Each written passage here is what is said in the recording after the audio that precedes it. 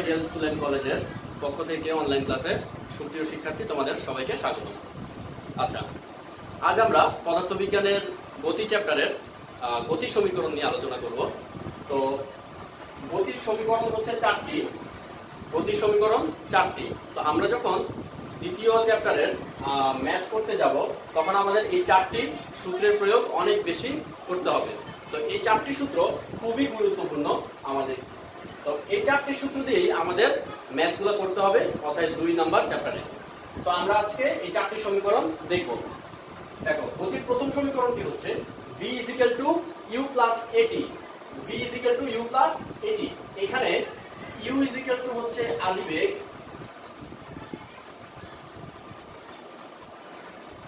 v শেষ বেগ, a ত্বরণ, t হচ্ছে সময়। u আদিবেগ, v শেষ বেগ, a ত্বরণ, t সময়। আচ্ছা, আর দ্বিতীয় সূত্রটি কি? s u + v/2 * t। তো এখানে s টা হচ্ছে কি? দূরত্ব। s দূরত্ব। আচ্ছা, 3 নাম্বার সূত্রটি কি? s ut + half at²। ut + half at²। আর চতুর্থ সূত্রটি কি? v² u² + 2as। এবার আমরা গতির চারটি সমীকরণ প্রতিপাদন করতে যাচ্ছি। ধরা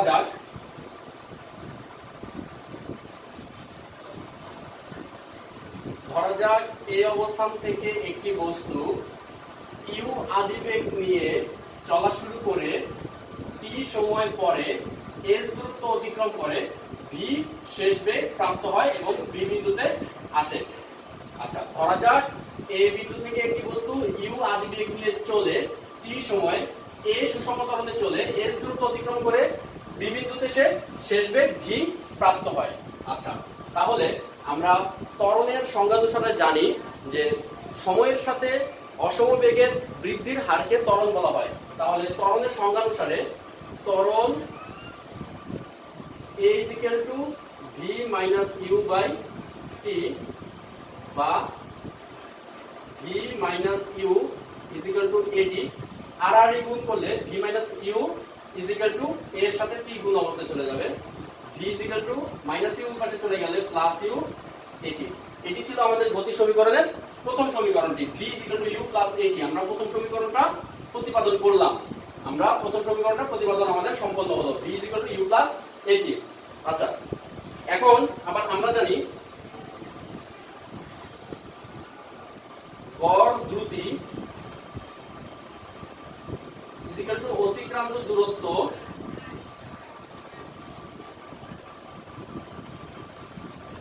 ডিভাইডেড বাই সময়। এটা আমরা জানি।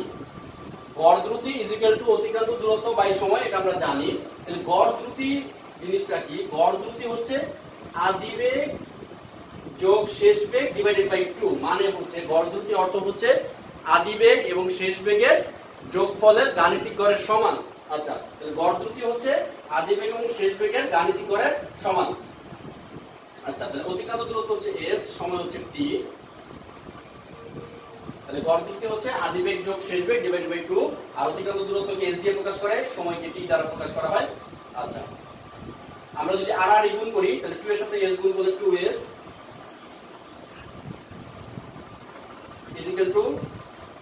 u + v * t। সুতরাং s 2 গুণ অবস্থা আছে, ওই পাশে গিয়ে ভাগ হয়ে যাবে। তাহলে u + v/2 t। এটা হচ্ছে আমাদের দ্বিতীয় সূত্র। আমাদের দ্বিতীয় সমীকরণটি প্রতিপাদন করা হলো, s u + v/2 t। এখন আমরা তৃতীয় সমীকরণটি প্রতিপাদন করব। 1 নম্বর সমীকরণ থেকে আমরা যে v এর মানটা পেয়েছিলাম, 1 নম্বর সমীকরণে v u + at, v এর মানটা যে পেয়েছিলাম, v এর মানটা 2 নম্বরে বসিয়ে দিব। v এর মান 2 এ বসাই। 1 নং হতে v এর মান 2 এ বসাই। আচ্ছা, তাহলে s =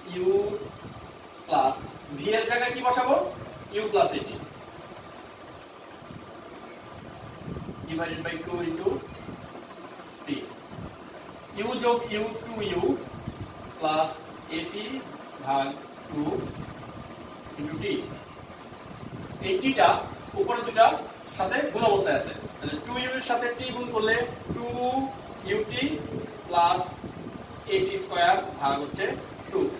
এখন আমরা আলাদা করব, রাশিটাকে আলাদা করব। 2ut ভাগ 2 প্লাস at স্কয়ার ভাগ 2, 2 কাটা ut, এটাকে আমরা হাফ লিখতে পারি আর at স্কয়ার কে পাশে গুণ অবস্থায় লিখতে পারি। এটাকে আমরা হাফ আকারে লিখতে পারি এবং at স্কয়ার কে পাশে থাকে। সুতরাং ut plus half at square, এটাই হলো আমাদের তৃতীয় গতির সমীকরণ। এখন আমরা চতুর্থ সমীকরণটি প্রতিপাদন করব। 1 নং হতে t এর মান বের করব। দেখো 1 নং হতে v u plus at, t এর মানটা বের করে নিব। তাহলে at v মাইনাস u, সুতরাং t v minus u divided by a। t এর মান বের করে দিলাম। t এর মান 2 এ বসাই।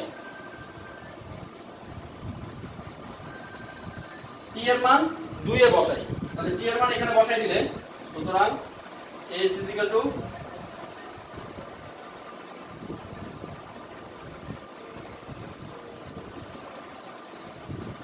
t এর মান 2 এ বসাই, u প্লাস v বাই 2 ঠিক থাকবে, t এর জায়গায় t এর মানটা বসাই দিলাম, v minus u divided by a। তাহলে এখানে u প্লাস v মানে v plus u into v minus u, তাহলে এটাকে আমরা a স্কয়ার মাইনাস b স্কয়ারের সূত্র বলতে পারি। a স্কয়ার মাইনাস b স্কয়ারের সূত্র কি? a plus b into a minus b। তাহলে এটাকে যদি আমরা a প্লাস b বলি আর এটাকে যদি a মাইনাস b বলি, তাহলে a plus b into a minus b মানে হচ্ছে a square minus b square, আর নিচে হচ্ছে 2a। তাহলে আমরা যদি আর আর গুণ করি, তাহলে v square minus u square is equal to 2as। তাহলে সুতরাং v square is equal to minus u square ওই পাশে চলে গেলে u স্কয়ার প্লাস 2as। এটাই হচ্ছে গতির চতুর্থ সমীকরণ। চতুর্থ সমীকরণটি প্রতিপাদিত হলো। এখন আমরা কিছু গাণিতিক সমস্যা দেখব। দেখো এখানে কি বলেছে, একটি গাড়ির বেগ 5 মিটার পার সেকেন্ড থেকে সুষমভাবে বৃদ্ধি পেয়ে 10 সেকেন্ড পরে 45 মিটার পার সেকেন্ড হয় গাড়িটির ত্বরণ কত। তাহলে এখানে দুইটা বেগ দেওয়া আছে। একটা গাড়ি 5 মিটার পার সেকেন্ড সুষম 5 মিটার পার সেকেন্ড থেকে কি গাড়িটির বেগ, তাহলে এটা হচ্ছে গাড়িটির আদি বেগ 5 metre per second. 5 metre per second হচ্ছে গাড়িটির আদি বেগ। 10 সেকেন্ড পরে, 10 সেকেন্ড হচ্ছে সময়, বৃদ্ধি পেয়ে 45 মিটার পার সেকেন্ড হয়। তাহলে 45 মিটার পার সেকেন্ড হচ্ছে গাড়িটির শেষ বেগ। তাহলে আদি বেগ হচ্ছে 5, শেষ বেগ হচ্ছে 45, সময় হচ্ছে 10। তাহলে আমরা লিখতে পারি এখানে আদি বেগ u is equal to 5 metre per second, শেষ বেগ v is equal to 45 metre per second, সময় t is equal to 10 second. আর চেয়েছে হচ্ছে ত্বরণ। ত্বরণ a is equal to what? ত্বরণের আমরা একটা সূত্র জানি। আমরা জানি ত্বরণ a is equal to v minus u divided by t। এটা আমরা জানি v minus u divided by t। v এর মান হচ্ছে 45, u এর মান 5 divided by 10। 45 থেকে 5 বিয়োগ করলে 40 ভাগ 10। সুতরাং a is equal to 4। 4 ত্বরণের একক হচ্ছে মিটার পার সেকেন্ড স্কয়ার। এটি হলো অ্যানসার। এবার আমরা আরেকটি গাণিতিক সমস্যা দেখতে যাচ্ছি। একটি গাড়ির বেগ 20 মিটার পার সেকেন্ড থেকে সুষমভাবে হ্রাস পেয়ে 4 সেকেন্ড পরে 4 মিটার পার সেকেন্ড হয়। আমরা আগে যে অঙ্কটা করেছিলাম সেইখানে বেগ বৃদ্ধি পেয়েছিল, আর এখানে যে গাণিতিক সমস্যাটা আমরা করব সেটা হচ্ছে বেগ হ্রাস পেয়েছে। আর বের করতে বলেছে গাড়িটির ত্বরণ। তো আমরা আলটিমেটলি বুঝতে পারছি যে এখানে আমাদের মন্দন চেয়েছে, কারণ আমরা জানি ঋণাত্মক ত্বরণই হচ্ছে মন্দন, অর্থাৎ বেগ যদি হ্রাস পায় তাহলে সেক্ষেত্রে মন্দন হয়। আর আমরা জানি বেগ যদি বৃদ্ধি পায় তখন হয় ত্বরণ, আর বেগ যদি হ্রাস পায় তখন হয় মন্দন। আচ্ছা, তাহলে এখানে আদিবেগ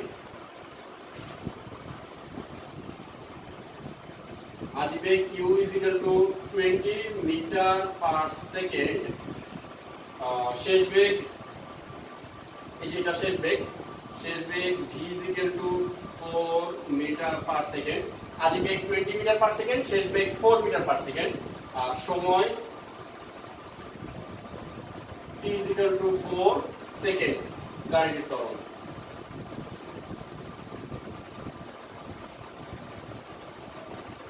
তাহলে সুতরাং আমরা জানি ত্বরণ a is equal to v minus u divided by t। তাহলে v হচ্ছে 4, u হচ্ছে 20, t হচ্ছে 4। 4 minus 20 minus 16 divided by 4 is equal to minus 4 metre per second square.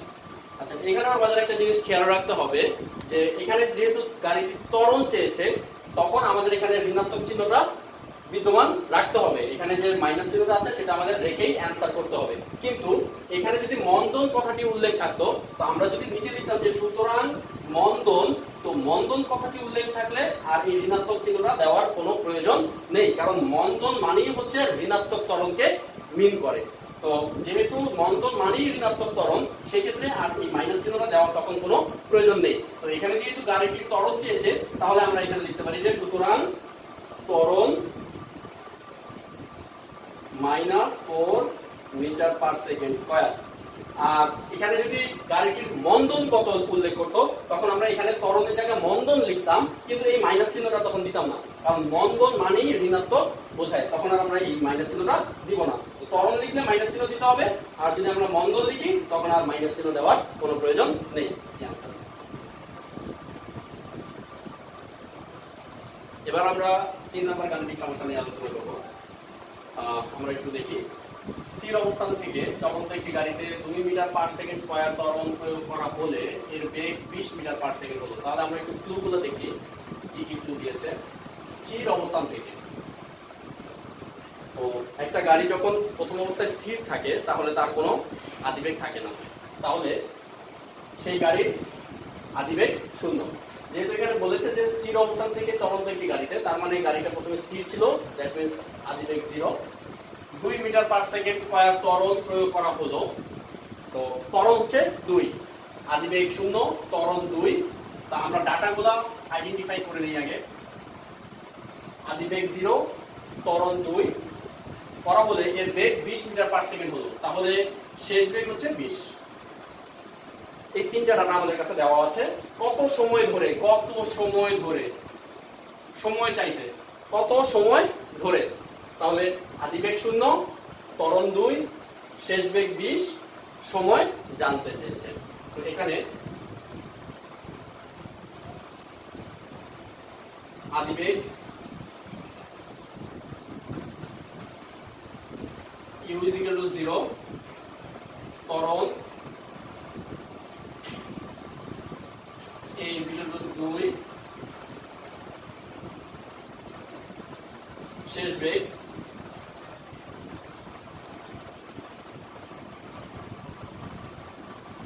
v is equal to 20 metre per second. কত সময় ধরে, সময় t is equal to what? তাহলে আমরা জানি a is equal to v minus u divided by t is equal to t এর মান জানতে চেয়েছে। তাহলে আমরা পক্ষান্তর করলে আমরা যদি আর গুণ করি, t টা এই পাশে চলে আসলো, এটা ভাগ হয়ে গেল। আচ্ছা, t টা এখানে চলে আসলো আর এটা t এর জায়গায় চলে আসলো। v এর মান 20, u এর মান 0 ডিভাইডেড বাই a এর মান হচ্ছে 2, 20 - 0 মানে 20 ডিভাইডেড বাই 2, সুতরাং t = 10 সেকেন্ড। তো আমরা এখানে সময় বের করে ফেললাম। তো আমাদের এখানে বলেছিল কত সময় ধরে ত্বরণ প্রয়োগ করা হয়েছিল। তো 10 সেকেন্ড যাবত ত্বরণ এখানে প্রয়োগ করা হয়েছিল, এটাই হলো অ্যানসার।